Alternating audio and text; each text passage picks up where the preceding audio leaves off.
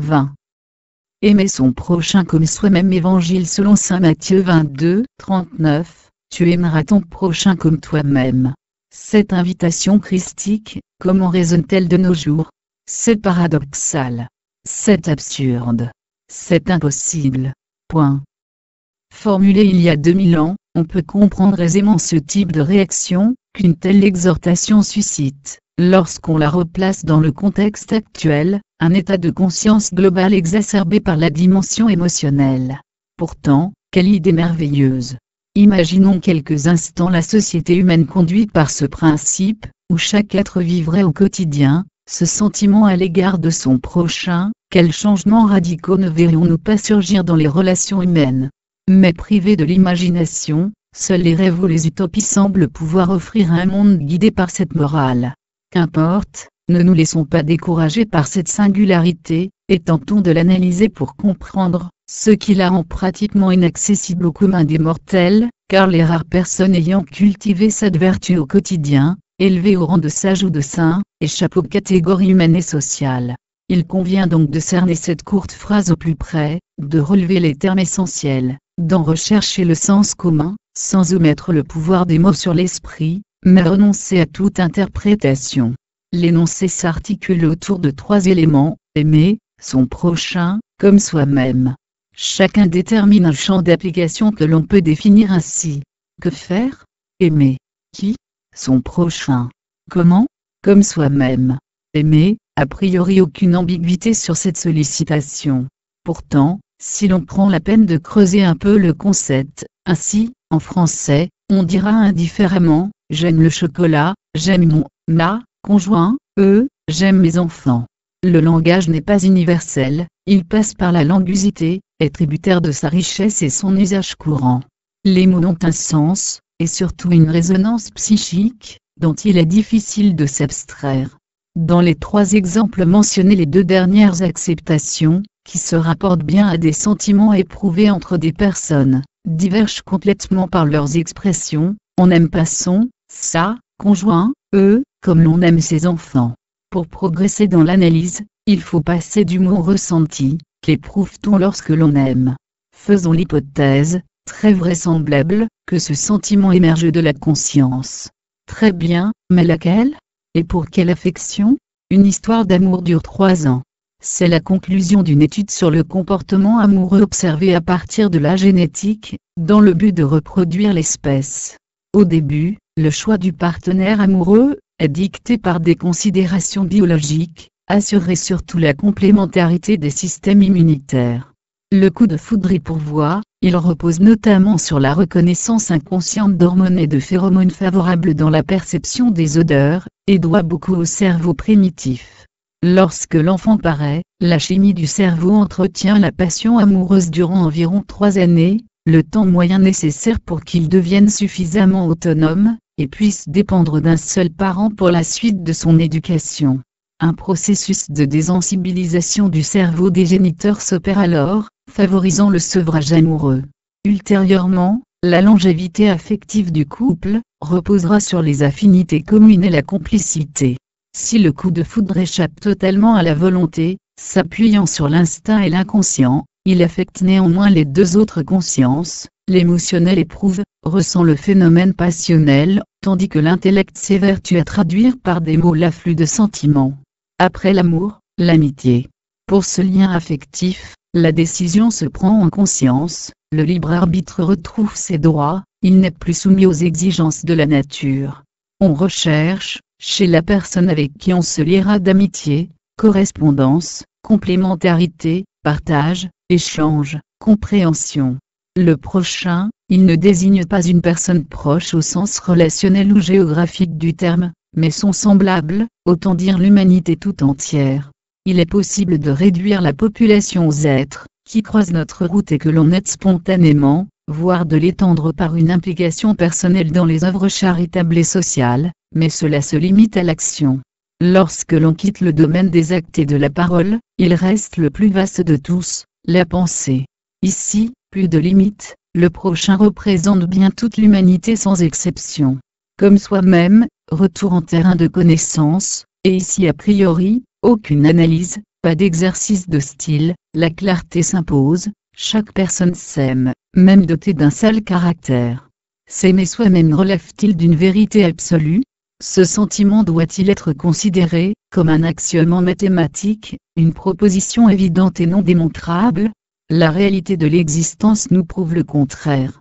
Même si l'on exclut le cas des personnes qui détestent leur image sociale, ne se supportent pas, et demanderaient le divorce si cela était possible, nombreux encore seraient les êtres qui décèlent épisodiquement des attitudes haïssables dans leur personnalité.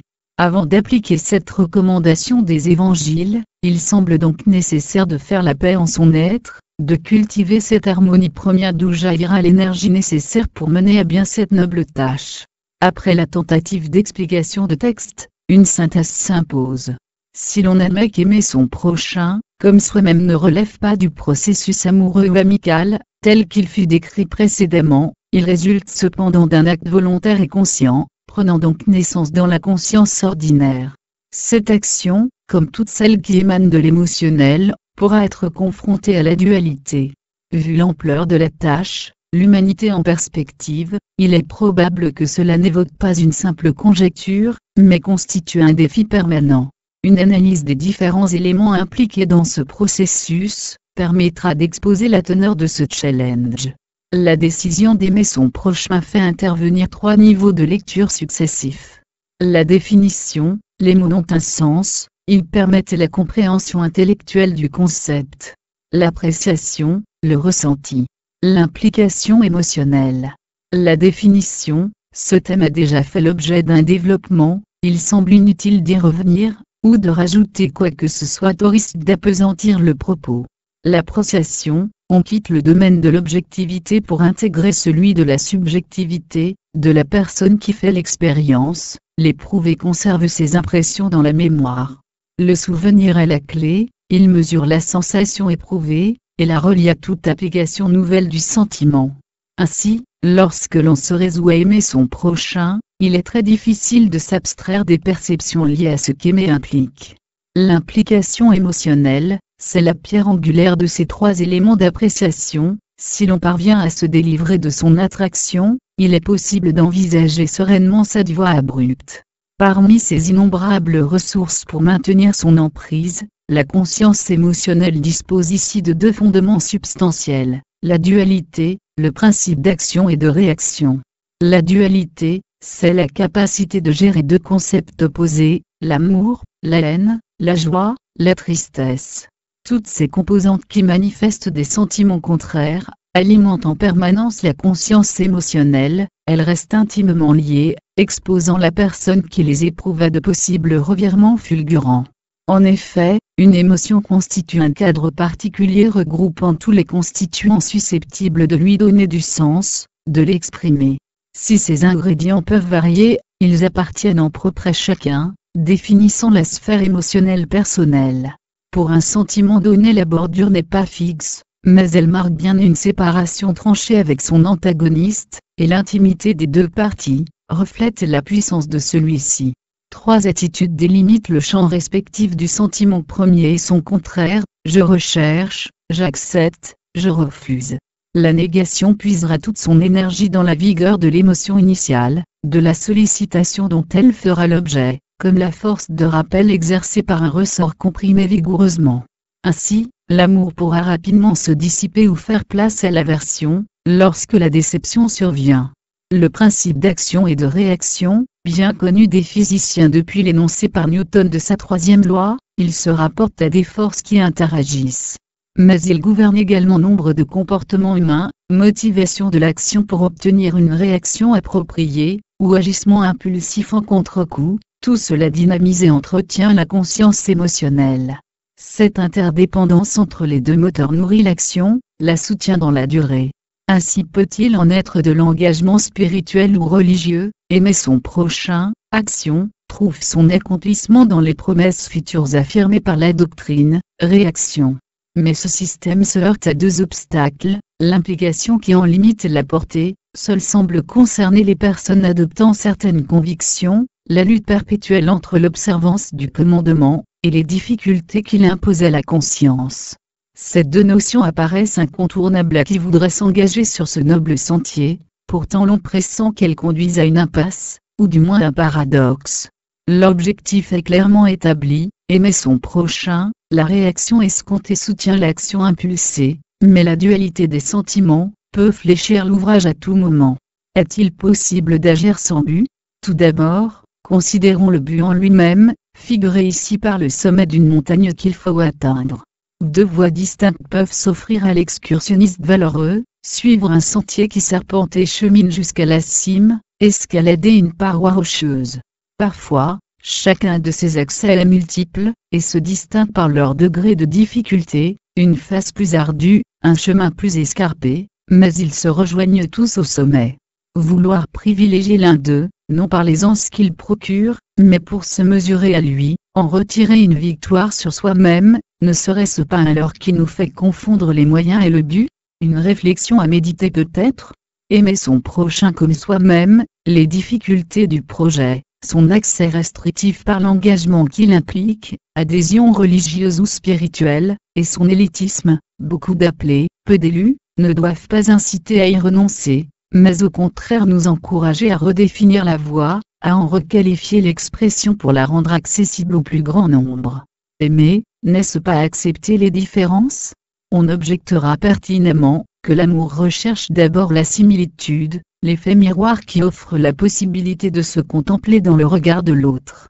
Oui, mais cette approche s'adresse à l'affectivité, au sentiment. Délaissons ce registre émotionnel pour aborder un autre niveau, la compassion. Cette notion s'accorde certainement mieux avec le propos évangélique. Accepter les différences s'intègre dès lors totalement dans cette acceptation. En effet, aller à la rencontre de l'autre, lorsqu'il partage des idées, nous ressemble, suscite une attirance, n'exige aucune transformation personnelle, seulement l'expression d'un désir. L'acceptation nous projette dans une autre dimension, élargissant le cercle privilégié et restreint des êtres, auxquels nous donnons notre amour. Aussi, convient-il d'inclure le concept d'acceptation dans notre quotidien, de le faire citoyen d'honneur de notre cité intérieure. Accepter, c'est consentir, donner son accord. Cela ne surgit pas spontanément, mais requiert une action réfléchie, supposant un travail préalable de la conscience. Après cette promesse d'allègement, l'espoir d'emprunter aisément la voie de l'amour universel s'assombrit-il déjà? Non, comme le pèlerin s'appuyant sur son bâton pour faciliter sa progression, voyons de quel appui dispose l'être, qui arpente les sentiers de la compassion. La compréhension comme étape préalable à l'acceptation, voici l'aide susceptible d'aplanir les rugosités du chemin. D'abord comprendre, et pour cela user de toutes ses ressources mentales pour y parvenir. Chaque conscience est unique, elle évolue avec les outils mis à sa disposition par l'existence, mais subit l'influence de son environnement. Ne l'oublions pas lorsque nous sommes confrontés à des événements, ou des actes qui nous indignent et nous révoltent. Alors, si détournés par notre entendement, ou nos émotions l'on s'apprête à fléchir et renoncer, il est possible de recourir à l'attention, ou la respiration consciente, confère un dialogue entre amis trois, pour retrouver l'équilibre psychique nécessaire à cette noble mission. Aimer, c'est comprendre et accepter, les deux actions intimement liées, car on peut comprendre, mais ne pas accepter. Cette trame intimiste nous concerne au premier chef pour parvenir à se comprendre et s'accepter. C'est seulement ainsi que l'on sera capable de développer la dimension comme toi-même, le principe premier qui commande tous les autres. Se comprendre, c'est accéder à la connaissance de soi, donc des autres. Comprendre, accepter, ne pas juger, une association providentielle pour réapprendre à conjuguer le verbe aimer, un triptyque qui permet de transformer cette annonce évangélique en message universel.